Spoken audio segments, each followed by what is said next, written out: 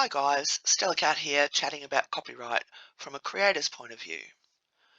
Copyright laws give you the power over your own work as a creator, but to get the best benefit, it helps to understand how it all works. When it comes to the creation of your own work, most Western countries have similar laws protecting it. What I'll explain here relates to the USA, UK and Australia, and any country that adheres to the Berne Convention. But just search for copyright law plus your country of interest and you will find some useful info about that. Put simply, the instant that you create an original work, the copyright ownership of that IP is also created. So whenever you create something, you instantly own the IP. Unless you are creating the work for an employer, then they will likely own the IP on that. This means that applying any license or terms to that creation is your choice as the IP owner. You can choose to give it away or sell it and apply any terms that do not violate laws in your country. So, how do you apply a license?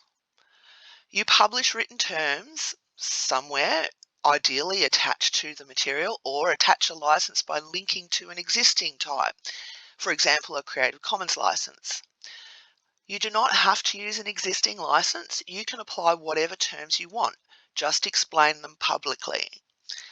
If you don't add any license, the terms on your material will default to the Copyright Act in your country, which generally means that no permissions are given. So, what type of license should you use? This all really depends on your goals. If you have material that you want spread around as much as possible and do not need to make any financial return, then use a Creative Commons license.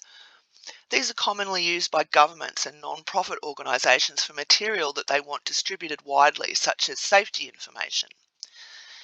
If you do apply a license such as Creative Commons or public domain to your work, you will potentially lose control of your IP and how it is used.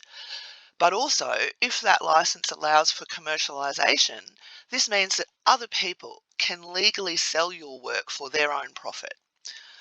Also, any license or terms that you apply also applies to anyone who has a legal copy of the work into the future. If your goal is to support yourself from your work by selling it, you are likely to be better off not using any license that allows commercialization by other people without modification. For example, Shutterstock allow you to do almost anything with the images that you buy, except on-sell them as they are. If you are selling your work, ideally use a platform that enables you to apply your own license terms to your work and that enforces these. Yep, of course, people can still steal your work, but if you have the right license on it, you will have the option of legal action if necessary. Also, there are plenty of people who would not steal your work, but would also not pay when they can legally get a free copy.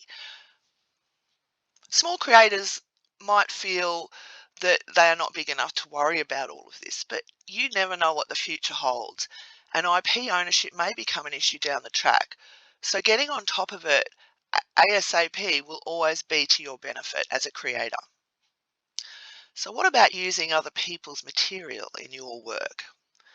Unless that other material has a license that explicitly says that you can copy, modify and or sell it, then you are not legally allowed to use that material in your work.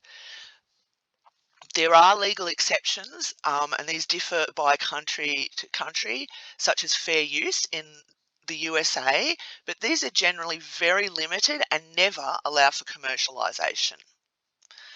When it comes to purchased items, you need to check the terms on them.